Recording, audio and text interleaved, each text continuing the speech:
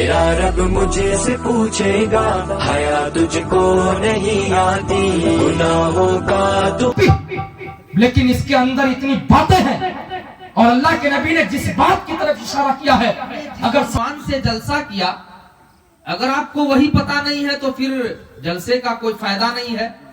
آپ نے عنوان ایسا رکھا ہے اور ایسا بہترین عنوان آج کے اس جلسے کو طے کیا ہے. میرے محترم، میں سمجھتا ہوں اگر ہماری زبانی جو باتیں ہوں گی، اگر ہم میں سے ہر شخص ان باتوں کو مکمل بات پر نہیں تو کچھ ہی بات پر اگر عمل کرنے والا بن جائے تو پھر میں سمجھتا ہوں کہ آپ کی زندگی کامیاب ہے اور آخرت تو کامیاب ہے ہی ہے.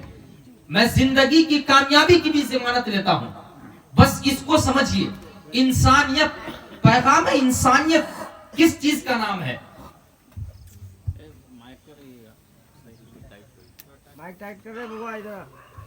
تو اور بڑے سکون اور آرام کے ساتھ بیٹھیے اور کچھ وقت دیجیے تاکہ آپ کو بات پوری سمجھ میں آئے. میرے محترم، اللہ تبارک و تعالیٰ نے اس دنیا میں جتنی بھی چیزیں بنائی ہے اور خدا کی مخلوقات جتنی ہیں، ان میں سب سے افضل اور سب سے اعلیٰ اور مشرف جس کو بنایا ہے وہ حضرت انسان کو پیدا کیا ہے. خدا کی مخلوقات میں، خدا کی پیدا کردہ تمام اشیاء کے اندر سب سے افضل اگر کوئی چیز ہے تو وہ انسان ہے.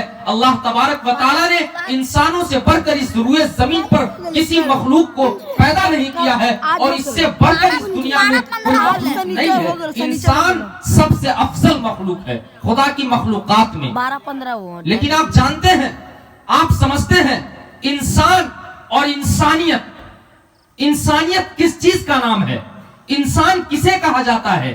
میرے محترم، یاد رکھ لیجئے، پوری بڑی آبادی کے اندر، پورے علاقے کے اندر، ہمارے محلے کے اندر ہم سب جتنے انسان ہیں، ان میں اگر انسانیت نام کی اگر کوئی چیز نہیں ہے تو پھر یاد رکھ لیجئے اس کا وجود ایک ڈھانچہ ہے، بس ایک مجسمہ ہے جو کھڑا ہوا ہے، سر سے لے کے پاؤں تک اس سے کوئی کام کی امید نہیں کی جا سکتی ہے. انسان کے اندر اللہ نے انسانیت کو رکھا ہے. اگر ایک انسان ہے اور اس کے اندر انسانیت نہیں ہے، آدمی کے اندر آدمیت نام کی کوئی چیز نہیں ہے، انسان کے اندر انسانیت نام کی کوئی چیز نہیں ہے، تو پھر وہ معاشرے کے اندر وہ انسان انسان نہیں ہے، سماج کے اندر وہ آدمی آدمی نہیں ہے.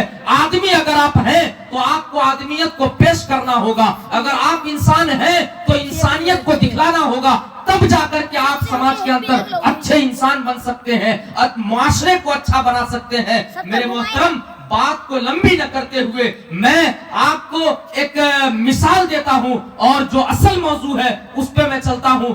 آپ میں سے ہر شخص جانتے ہیں اور سب جانتے ہیں ہمارے حضور علیہ الصلوۃ والسلام کی عمر کتنی تھی؟ کتنی تھی عمر؟ 63 سال. غور سے سنیے اور سمجھیے، حضور علیہ الصلوۃ والسلام کی عمر 63 سال تھی.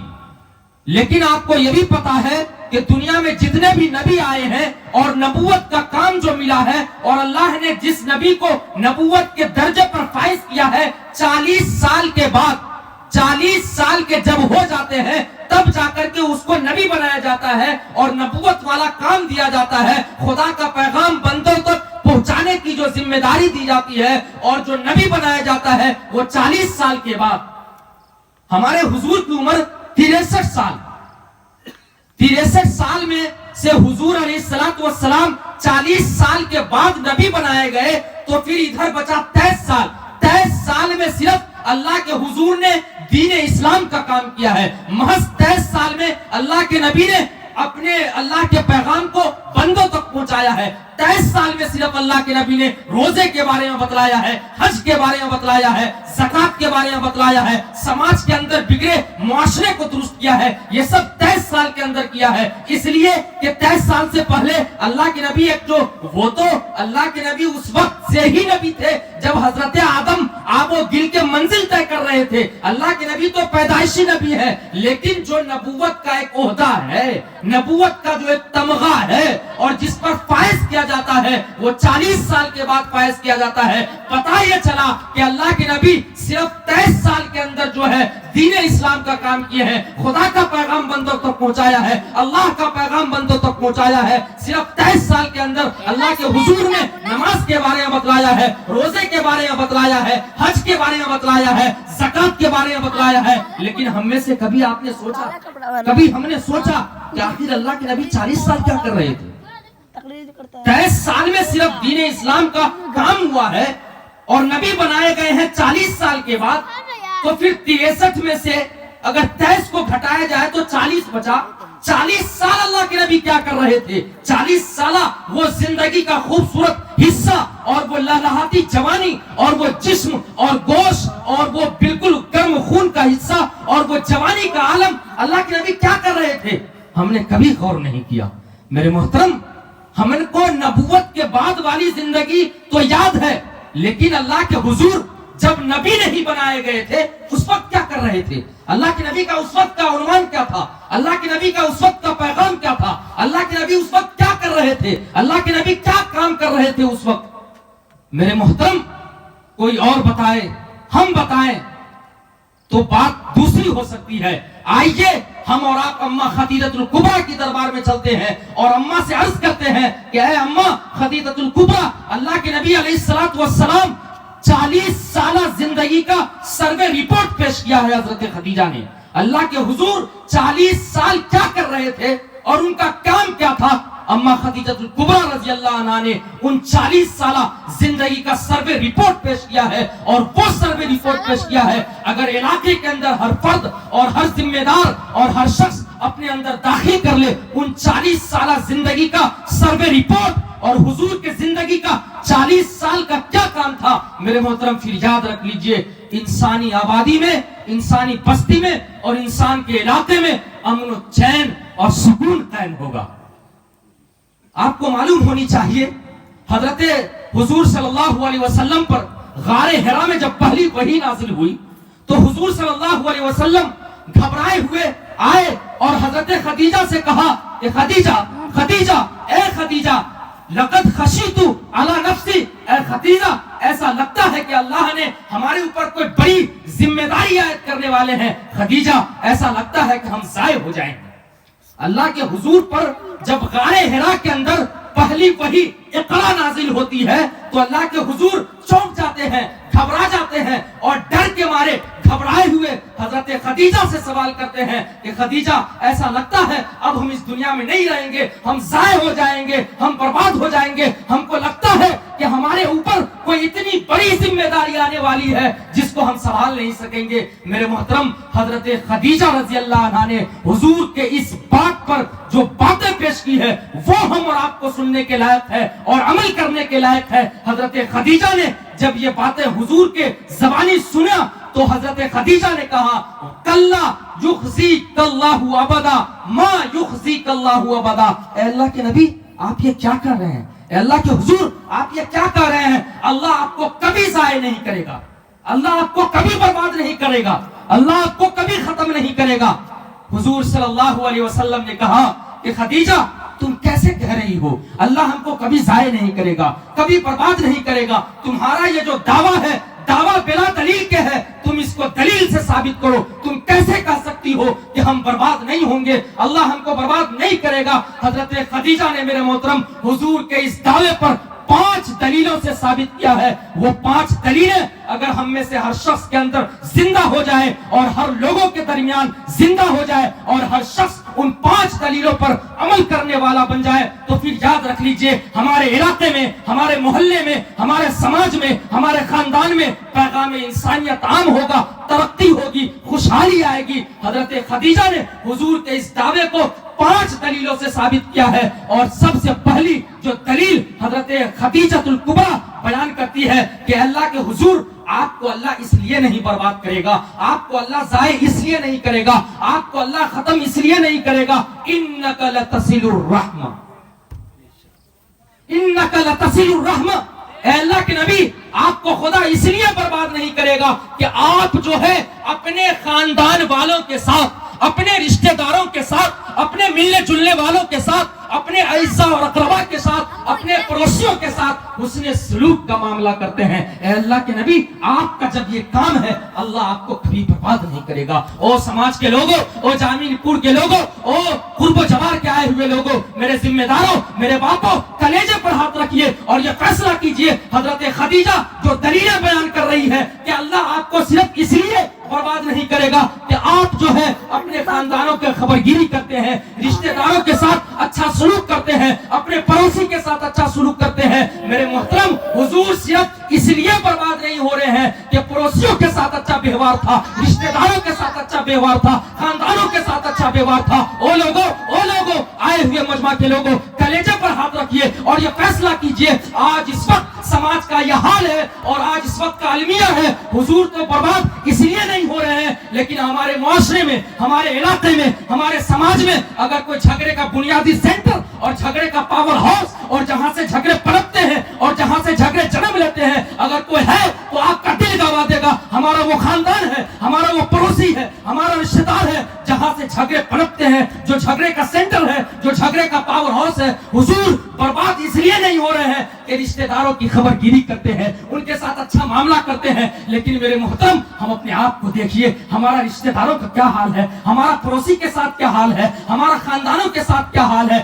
آج معاشرے کے اندر ہم برباد کیسے نہیں ہوں گے؟ حضور اس لیے برباد نہیں ہو رہے ہیں کہ ان کا رشتہ داروں کے ساتھ اچھا ویوہار ہے, ان کا پڑوسی کے ساتھ اچھا ویوہار ہے. اور آج ہمارا حال یہ ہے کہ ہمارا خاندان ہم سے خوش نہیں ہے, ہمارا رشتہ دار ہم سے خوش نہیں ہے, ہمارے پڑوسی ہم سے خوش نہیں ہے. میرے محترم یاد رکھ لیجئے سماج کے لوگوں اور جانی پور کے مسلمانوں, اگر آپ چاہتے ہیں آپ کی عزت باقی رہے, اگر آپ چاہتے ہیں آپ کا وقار رہے, اگر آپ چاہتے ہیں آپ کا سر اونچا رہے, اگر آپ چاہتے ہیں آپ کے ملنے جلنے والوں کے اندر ایک وقار ہو تو پھر یاد رکھ لیجئے کہیں دور جانے کی ضرورت نہیں. حضور کے اسی پہلے دلیل پر عمل کرنا ہوگا اور حضور کا جو کام تھا اپنے خاندان کے ساتھ اچھا سلوک کرنا, اپنے رشتہ داروں کے ساتھ اچھا سلوک کرنا, پڑوسیوں کے ساتھ اچھا سلوک کرنا, وہی سلوک ہم کو بھی اپنانا ہوگا. جب خاندان آپ کے ہوں گے تب آپ کی ترقی ہوگی. اگر آپ کا گھر آپ کا ساتھ نہیں دے گا, اگر آپ کے پڑوسی آپ سے خوش نہیں ہے, اگر آپ کے رشتہ دار آپ سے خوش نہیں ہے تو پھر یاد رکھ لیجئے آپ کچھ بھی کر سکتے ہیں,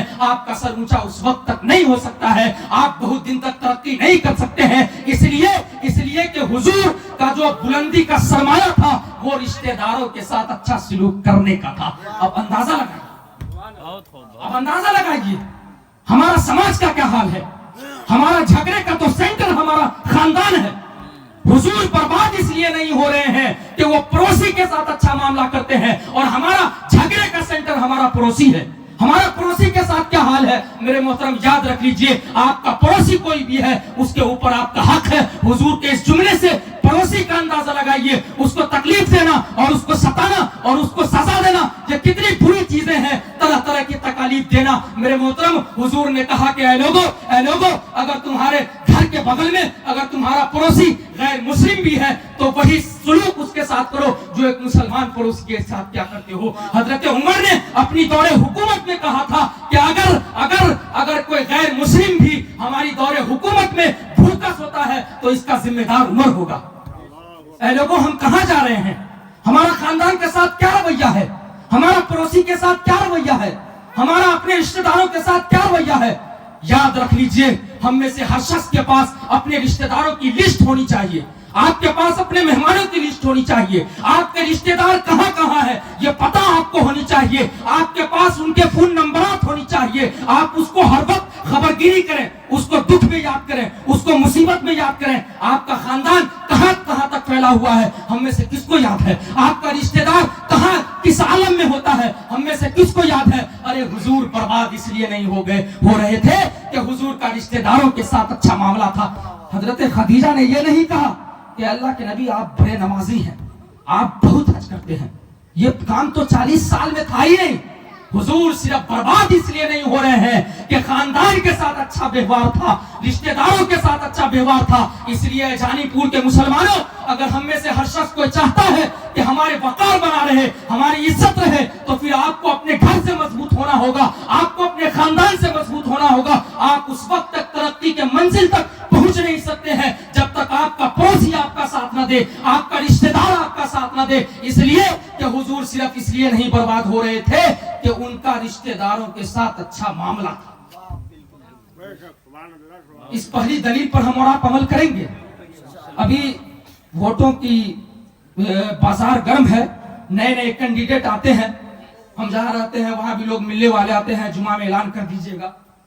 جب ان کا جائزہ لیا جاتا ہے تو پتا چلتا ہے اور وہ کہتے ہیں کہ یہ تھوڑی جیتنے والا ہے, ان کا تو خود بھائی ان سے ناراض ہے, ان کا تو پڑوسی کا ووٹ ان کے پاس نہیں ہے, اس کا تو خاندان ہی اس سے جدا ہے, تو یہ کیسے جیت پائے گا. یہ حقیقت ہے. اور ہاں, جب اس کا پڑوسی اس کا ساتھ نہیں دے رہا ہے, جب اس کا بھائی اس کا ساتھ نہیں دے رہا ہے, جب اس کا خاندان اس کا ساتھ نہیں دے رہا ہے, تو پھر آپ کہاں سے ترقی کر سکتے ہیں. آپ کی ہوا اکھڑے گی یا نہیں اکھڑے گی. آپ مضبوط ہوں گے تو گھر سے مضبوط ہوں گے, آپ خاندان سے مضبوط ہوں گے. اس لیے حضور کے اس پیغام کو عام کیجئے اور اپنے رشتہ داروں کے ساتھ اچھا معاملہ کیجئے, اپنے خاندانوں کے ساتھ اچھا ویوہار کیجئے اور پڑوسیوں کے معاملات کو اور جھگڑے کو ختم کیجئے, تو پھر یاد رکھ لیجئے آپ ترقی کریں گے.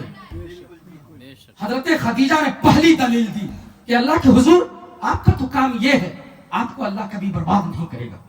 حضرت خدیجہ نے جو دوسری دلیلیں دی, حضرت خدیجہ نے کہا کہ اللہ کے حضور وَتَحْمِلُ الْقَلَّ, اے اللہ کے نبی آپ تو ایسے لوگوں کا بوجھ اٹھاتے ہیں جو زندگی کا بوجھ نہیں اٹھا سکتے ہیں. آپ تو مسکینوں کے کام آتے ہیں, آپ تو غریبوں کا کام آتے ہیں, آپ تو بیواؤں کا کام آتے ہیں. اے اللہ کے نبی آپ کا تو کام ہی یہی ہے, جو لوگ کمزور ہے اس کا سہارا بننا, جو لوگ پریشان ہے ان کی پریشانی کو دور کرنا. او لوگوں, او مسلمانوں, او ذمہ داروں, او باپو, اگر آپ بھی چاہتے ہیں آپ کی ترقی رہے, اگر آپ بھی چاہتے ہیں آپ کا سر اونچا رہے, اگر آپ بھی چاہتے ہیں آپ کچھ کریں, تو پھر یاد رکھ لیجئے وَتَحْمِلُ الْقَلَّ, آپ کو غریبوں کا ساتھ دینا ہوگا, مسکینوں کا ہاتھ پکڑنا ہوگا, بیواؤں کا خبرگیری کرنی ہوگی, تب جا کر کے آپ ترقی کریں گے. حضور برباد اس لیے نہیں ہو رہے ہیں کہ جو لوگ زندگی کے مسائل کا بوجھ نہیں اٹھا سکتے ہیں, حضور اس کو اٹھاتے تھے. حضرت خدیجہ نے کہا کہ اللہ کے نبی آپ تو ایسے لوگوں کا کام آتے ہیں, آپ کو اللہ کیسے برباد کرے گا. اور ہم اس لیے برباد ہو رہے ہیں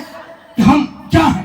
میرے محترم یاد رکھ لیجئے, عالم ہو, مفتی ہو, جاہل ہو, کوئی بھی ہو, سماج کے اندر رہنے والا کوئی بھی انسان ہو, عالم کی ضرورت نہیں ہے. مفتی چاہے کچھ بھی ہو, پڑھے لکھے ہو یا نہ ہو, اگر سماج میں رہنے والا اگر کوئی عہدے پر فائز نہیں ہے, مکھیا ہو یا سرپنچ ہو یا کچھ بھی ہو یا کچھ بھی نہیں ہے, میرے محترم یاد رکھ لیجئے سماج کے اندر ہر شخص کی ذمہ داری ہے کہ اگر اللہ نے اس کو نوازا ہے تو وہ غریبوں کا کام آئے, وہ مسکینوں کا کام آئے, وہ بیواؤں کی خبرگیری کرے. اس کے لیے مکھیا کی ضرورت نہیں ہے کہ مکھیا ہی نوازے گا, ریلیف بانٹنے کے لیے سرپنچ کی ضرورت نہیں ہے. اللہ کے نبی کیا تھے, 40 سال میں نبی تھے. اللہ کے نبی تو 40 سال سے پہلے نبوت کے منظر پر فائز نہیں تھے, لیکن اللہ کے حضور یہ سب کام کر رہے تھے. وَتَحْمِلُ الْقَلَّ.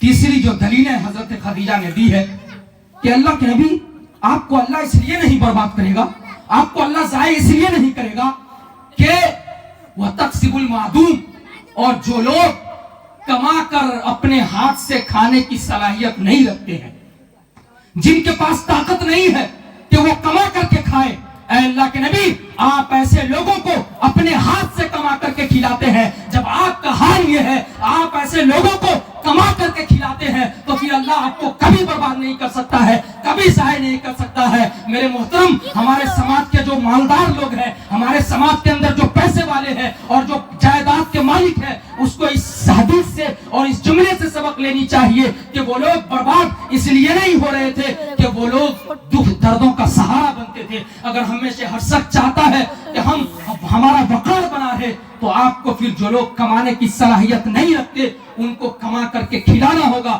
اللہ کے حضور کا کام یہ تھا. اس کے بعد اللہ کے حضرت خدیجہ نے چوتھی دلیل دی کہ وہ تقری ضعیف.